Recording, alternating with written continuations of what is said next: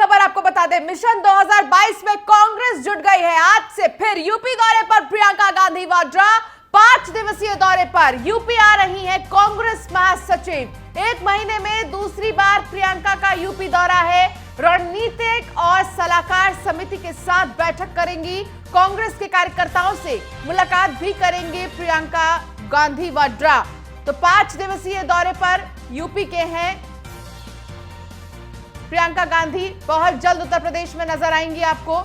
रणनीतिक और सलाहकार समिति के साथ बैठक करेंगी कि इस बार आखिर क्या करना है चुनाव में, इस बार चुनाव में किन चीजों पर ध्यान देना है। तो मिशन यूपी पर प्रियंका 2022 के प्रियंका का एक महीने में दूसरी बार ये दौरा है। कार्यकर्ताओं से प्रियंका मुलाकात करेंगी। इतना ही नहीं, पार्टी में गतिरोध और नाराजगी पर भी मंथन करेंगी। कई सारे ऐसे नेता हैं कांग्रेस पार्टी के जो अपने में ही नाराज हैं।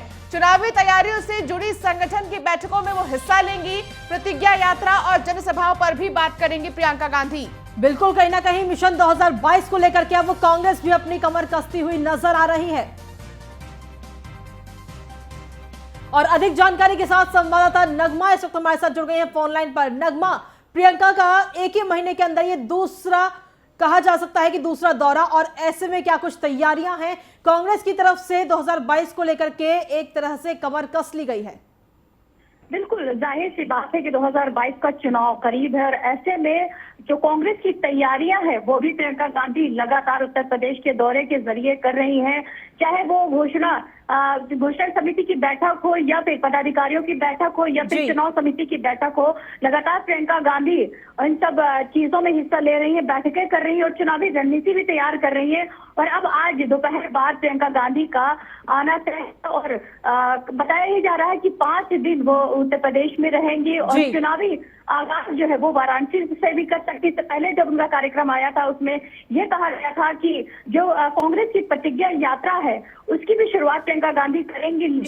पितृ पक्ष के चलते वो कार्यक्रम रद्द किया गया है। पितृ पक्ष के बाद यानी कि नवरात्र में प्रियंका गांधी प्रतिज्ञा यात्रा में भी शामिल होंगी। दोनों भाई जो भी प्रतिज्ञा यात्रा की जाएंगी। चलिए, बहुत बहुत धन्यवाद तमाम जानकारी देने के लिए नगमा। तो आपको बता दें कि प्रियंका एक ही महीने में दूसरी बार यूपी आ रही हैं और कहीं ना कहीं 2022 के चुनावों के लिए वो काफी तैयार नजर आती हैं। यूपी चुनाव के लिए सभी दलों ने अपने पत्ते फेंटने शुरू कर दिए और जीत के लिए सत्ता पक्ष और विपक्ष दोनों रणनीति तैयार कर रहे हैं। बीजेपी दोबारा से प्रचंड बहुमत के लिए अपने प्लान तैयार कर रही है, तो सत्ता में वापसी के लिए सपा मुखिया ने भी पूरी ताकत झोंक दी है। खबर है कि नवरात्रि के बाद अखिलेश रथ लेकर सूबे की हर विधानसभा क्षेत्र जाएंगे और समाजवादी पार्टी के पक्ष में माहौल बनाएंगे। इस बीच कांग्रेस ने मुस्लिमों को लुभाने का प्लान तैयार किया है। कांग्रेस जुमे की नमाज के बाद मस्जिद के बाहर पार्टी का 16 सूत्रीय संकल्प पत्र बांटेगी, जिसमें सरकार बनी तो अल्पसंख्यकों के लिए क्या काम किए जाएंगे इसका जिक्र किया गया है। देखिए इसी पर यह खास रिपोर्ट।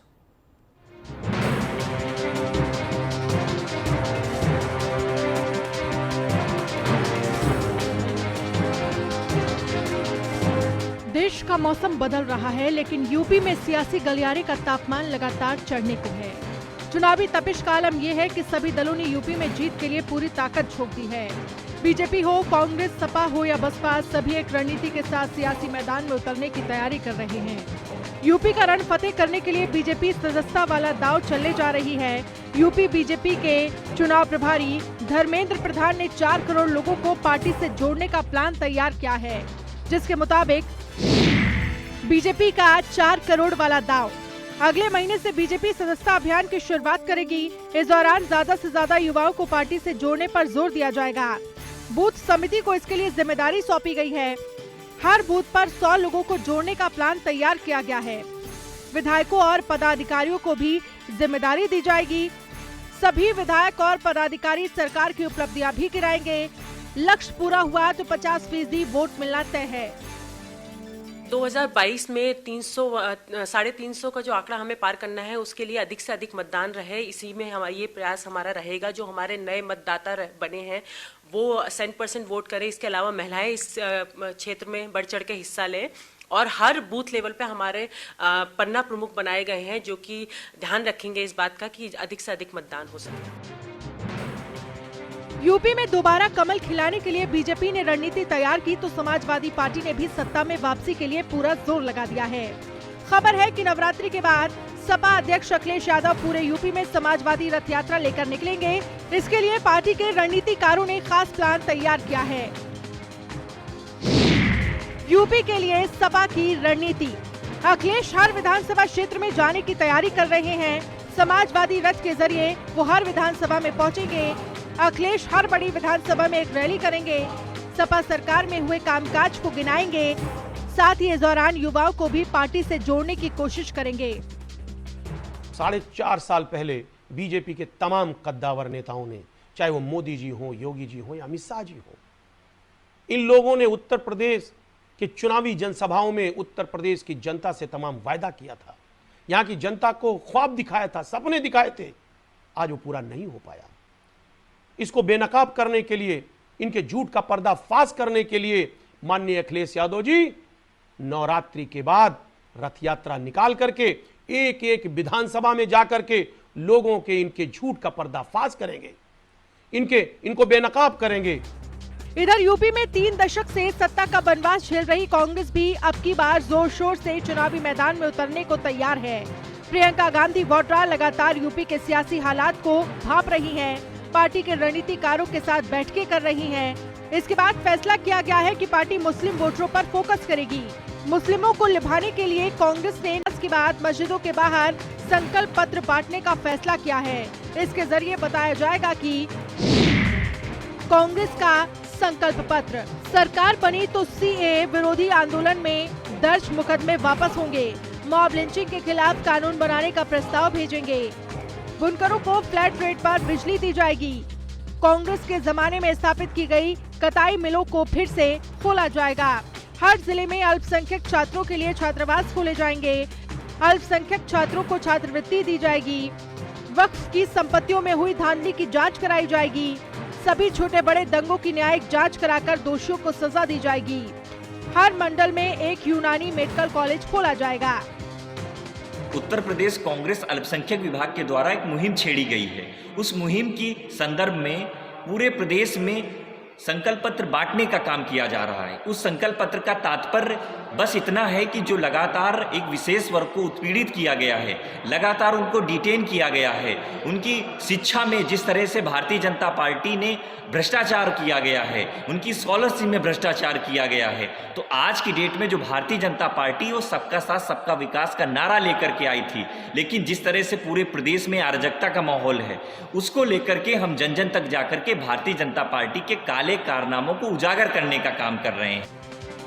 अब इन दावों और वादों के बीच अब यूपी में कौन परचम लहराएगा ये तो चुनावी नतीजे ही तय करेंगे, लेकिन फिलहाल तो सभी सियासी दल चुनावी रणनीति को धार देने में जुट गए हैं। Bureau report, news one India.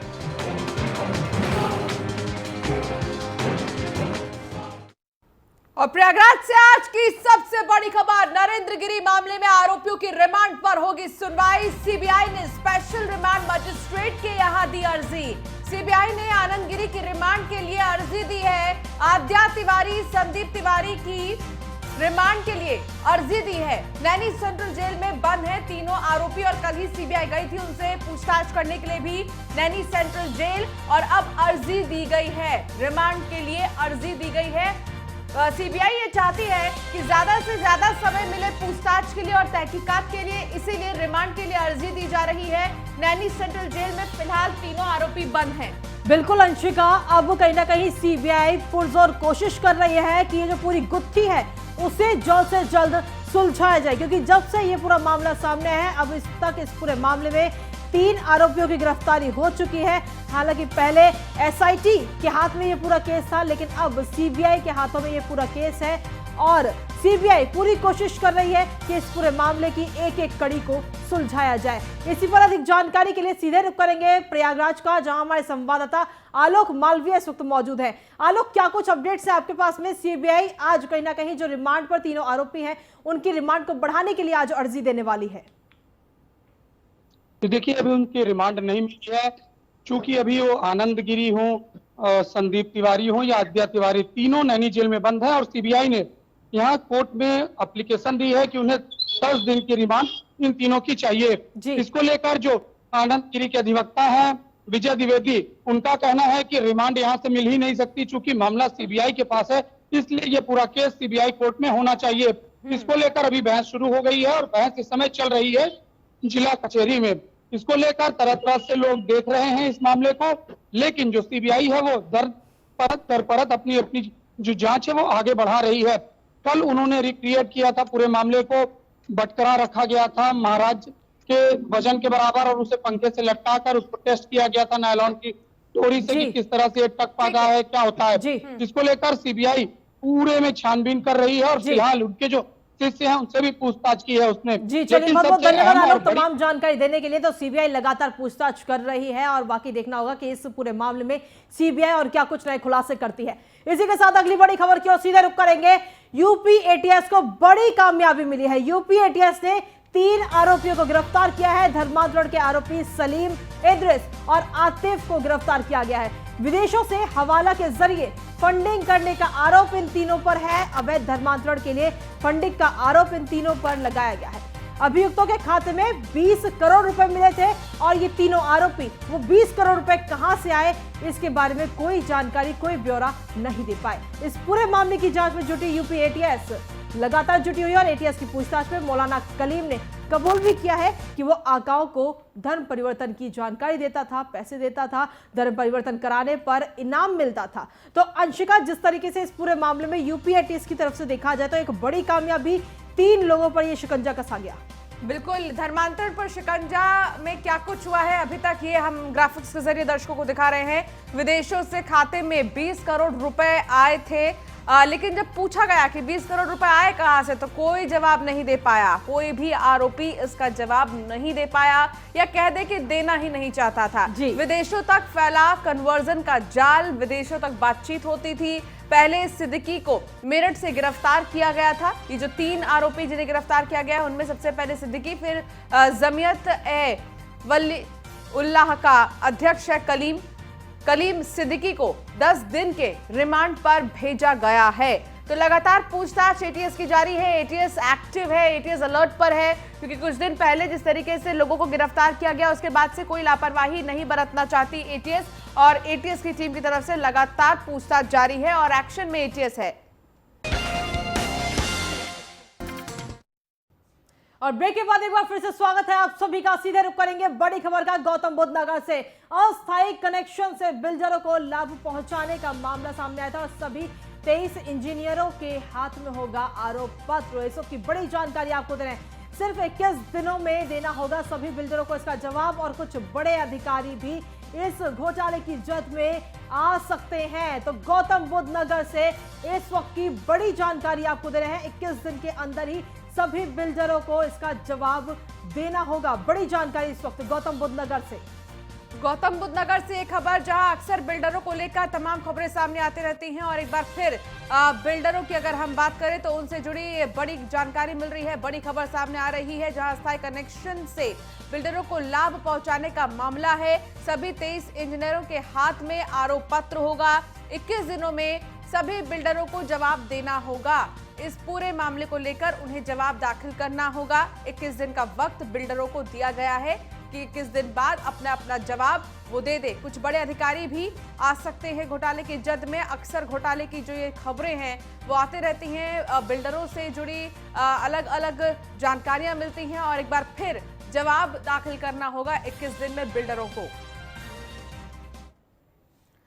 Muzaffarnagar में दिखा भारत बंद का असर। भारत बंद के आह्वान पर सड़कों पर उतरे तमाम किसान। रालोद नेता भी किसानों के समर्थन में सड़कों पर उतरे हैं। तो बड़ी चीज मुजफ्फरनगर में भारत बंद का असर दिख रहा है। भारत बंद के आह्वान पर सड़कों पर किसान उतरे हैं। आपको बता दें कि मुजफ्फरनगर वही जगह है जहां पर किसान महापंचायत का आयोजन किया गया था और लाखों की संख्या में किसान इकट्ठा हुए थे।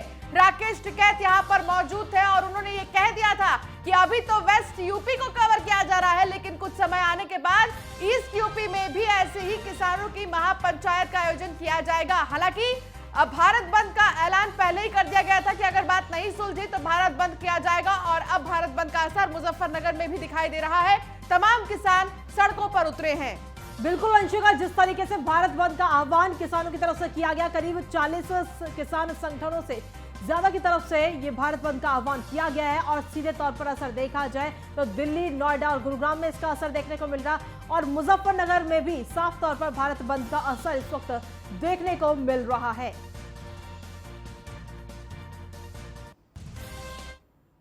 तो भारतीय किसान संयुक्त मोर्चा की ओर से भारत बंद किया गया, लेकिन मोदी नगर में इसका मिला जुला असर देखने को मिल रहा है। देखिए सुनील शर्मा की ये रिपोर्ट।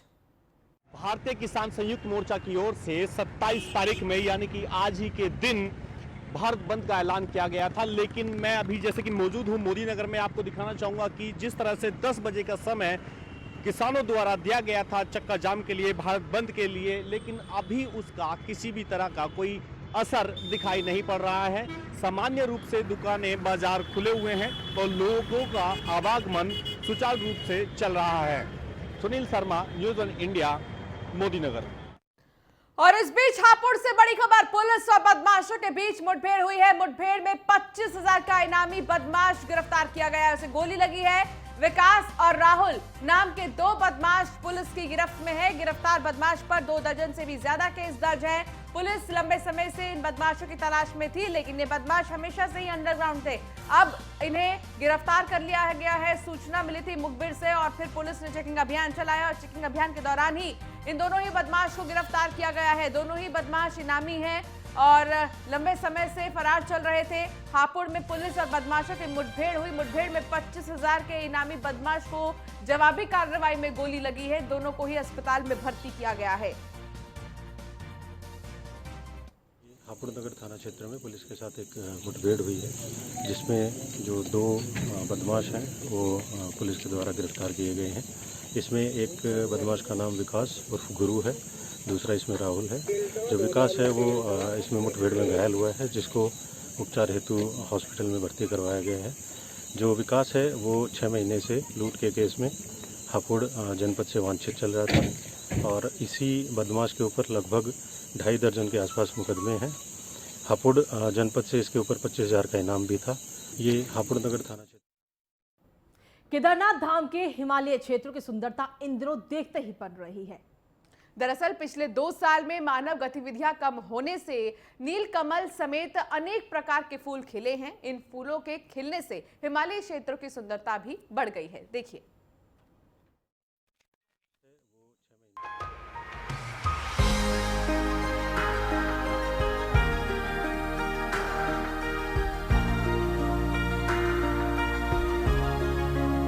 ये नीलकमल है। जी हाँ, इन दिनों केदारनाथ का हिमालयी क्षेत्र वासुकी ताल की सुंदरता देखते ही बन रही है। दरअसल पिछले 2 सालों में हिमालयी क्षेत्रों में मानवों की हलचल कम हुई है, जिसकी वजह से हिमालयी क्षेत्रों में खिलने वाले फूल एक बार फिर खिलने लग गए हैं। केदारनाथ धाम से लगभग 8 किलोमीटर दूर स्थित वासुकी ताल के आसपास के हिमालयी क्षेत्र सहित बुग्यालों में नीलकमल, सोसरिया, हिराक्लम वालीची, मीठा विष समेत कई प्रकार के फूल खिल गए हैं। वासुकी ताल के क्षेत्र में इस प्रकार के फूल काफी सालों बाद देखने को मिले हैं। बुग्यालों में दूर दूर तक फूल खिले हुए हैं। नीलकमल फूल की बात करें तो ये हिमालयी फूल है और हिमालयी क्षेत्रों में ही पाया जाता है। वैसे फूल 4000 मीटर की ऊंचाई वाले क्षेत्रों में खिल जाते हैं। नीलकमल फूल की अपनी ही अलग पहचान है। इसके अलावा सोसरिया फूल वासुकी ताल वाले हिमालयी क्षेत्र में पहली बार पाया गया है। ये फूल सिर्फ हिमालयी रीजन में ही पाया जाता है। वासुकी ताल में ये फूल 1-2 जगह नहीं बल्कि काफी बड़े भूभाग में अत्यधिक संख्या में खिले हैं। हिमालयी पुष्प कई बीमारियों के इलाज में रामबाण भी साबित होते हैं। अब क्योंकि केदारनाथ धाम की यात्रा शुरू हो गई है, यात्रा पर आने वाले हजारों भक्त केदारनाथ से वासुकी ताल को निहारने भी आते हैं। यात्रियों की आवाजाही से हिमालयी क्षेत्रों में इन फूलों का दोहन भी हो सकता है और हिमालय को भी नुकसान पहुंच सकता है। इस वर्ष केदारनाथ वन्यजीव प्रभाग के उच्च हिमालयी क्षेत्रों में मानवीय गतिविधियां कम होने के कारण विभिन्न प्रकार के जो फ्लावर्स हैं वो खिले हुए देखे जा सकते हैं, जिसमें एकोनिटम स्पीशीज सोसोरिया एटकिंसोनी और जेनेटियाना फाइलेक्स, जिसे लोकल लैंग्वेज में नील कमल भी कहा जाता है, वो भी अत्यधिक मात्रा में जो है वासुकी ताल क्षेत्र में देखा जा सकता है। बहरहाल ये तस्वीरें आंखों को सुकून दे रही हैं। देवभूमि की असली सुंदरता में नए रंग भर रही हैं। न्यूज़ 1 इंडिया के लिए रुद्रप्रयाग से रोहित डिमरी की रिपोर्ट।